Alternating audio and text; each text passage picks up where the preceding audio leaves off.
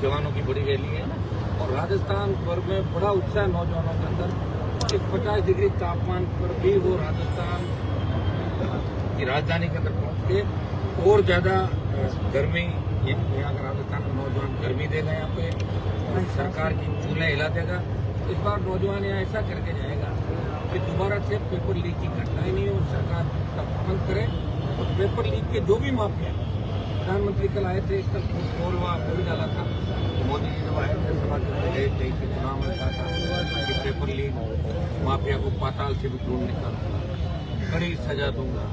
और कल ही हाईकोर्ट ने जो आपके पुरुषोत्तम जो मुलजिम थे उनकी अग्रिम जमानत लगाई, रीट और एसआई, और हाईकोर्ट ने जो सुनवाई कराई हाईकोर्ट ने उन्होंने उसकी अग्रिम जमानत खारिज करके 50,000 का जुर्माना लगे तुरंत नीचे जुर्माने जो। और ये इतने हौसले बढ़ गए पेपर लीक माफिया के, और जिस तरह का वातावरण चल रहा है, जिस तरह की रील चल रही है, और तो आप देखिए कि राजधानी के अंदर मुझे लग रहा है कि अब सही आंदोलन के साथ गलत आंदोलन भी चालू हो जाएंगे आने वाले समय में, जिसकी परंपरा शुरू हो चुकी है। चोरी, सीना चोरी, पेपर लीक भी करेंगे, पकड़े भी नहीं जाएंगे, वो दोबारा और करेंगे, देख लेना नहीं किया। ये राजस्थान नहीं दिखाई। और इसी का उदाहरण आप देखिए कि जोगाराम पटेल जो मंत्री है, इनके बेटे को पहले AAG बना दिया मनीष को, और जब प्रधानमंत्री का दौरा था तो आनंद फान में हटा के और फिर उसको कर्मचारी चयन बोर्ड का वकील बना दिया। और बच्चों ने घर में यही संस्कार सीखे दादा से कि बच्ची नकल करती पकड़ी गई और इन्विजिलेटर ने केस बना दिया, लेकिन अभी भी कॉलेज ये नहीं करा कि ये उस श्रेणी में नहीं आता। नकल की उस श्रेणी अलग थोड़ी ABCD थोड़ी है, नकल तो नकल होती है, और वही नकल अधिनियम में सारा तो लगेगा। तो मेरी भजनलाल जी से मांग है कि बच्ची का जोगाराम जी की हो चाहे किसी और से तुरंत जो FIR है वो दर्ज करके और सरेंडर करना चाहिए।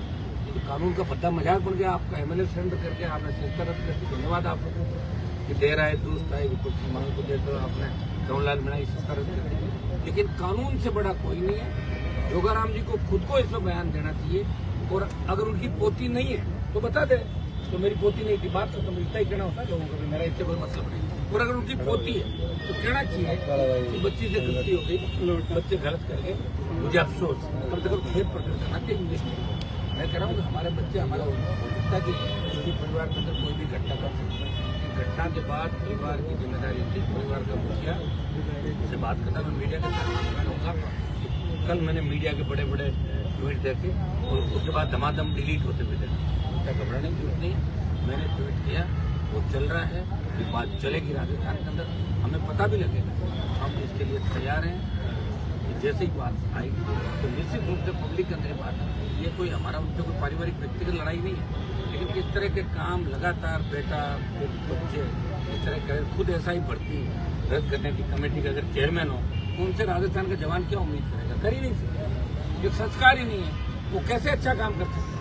तो संस्कार से तो दुनिया चल रही है, और संस्कार को सबसे महत्वपूर्ण माना गया। पैसा हो सकता है, सारी चीज हो सकती है, लेकिन संस्कार को माता पिता उनसे मिलता है। तो ये संस्कार की जो धजिया होनी जो भजनलाल जी से मांग करता हूँ कि भजनलाल जी, अब आप किसका इंतजार करेंगे? आपके घर से कोई पकड़ा जाएगा क्या रिश्तेदारी में इधर उधर करता हुआ?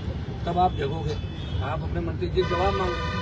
जोगाराम जी को इस्तीफा दे देना चाहिए। मेरी पोती नकल पकड़ी गई और मैं स्वाभिमानी हूँ, और मैं कह रहा हूँ राजस्थान की जनता आपको सराकों में बिठा लेगी। आप देखे तो देखिए एक बार इस्तीफा, आपको कहेगी कि बाद में उदाहरण पेश किया। तो ये राजस्थान की विडम्बना आप देखिए। RPSC पूरी गंदगी का ढेर बन चुकी है। 25 को जो रेला हमारा है वो आर पार की लड़ाई का ऐलान हमने किया, और इस गर्मी के अंदर भी पूरा देश देखेगा कि राजस्थान का जवान अपने हक और अधिकार के लिए, और हमारे छोटे भाइयों के लिए किस तरह राजस्थान के गांव से जवान हमारे छोटे भाइयों को राजधानी में दे रहा था।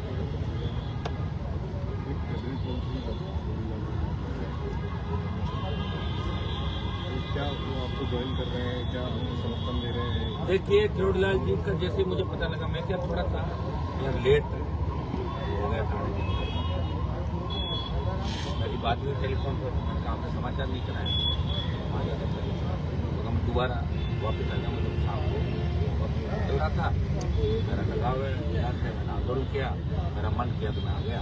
मैंने तुमको फोन कॉल करते मुझे, तो मैं हमारे तक करना और मेरी कोई लंबी चौड़ी बात नहीं, दोबारा आने की बात है तो एक बार 7-8 बजे आएंगे, बच्चों का मन होगा तो फोन कर लेंगे। बाकी ऐसी कोई बात नहीं किसी से, अपने मन से ऐसे हिसाब है, मुझे बात होने के बाद ही पता लगेगा।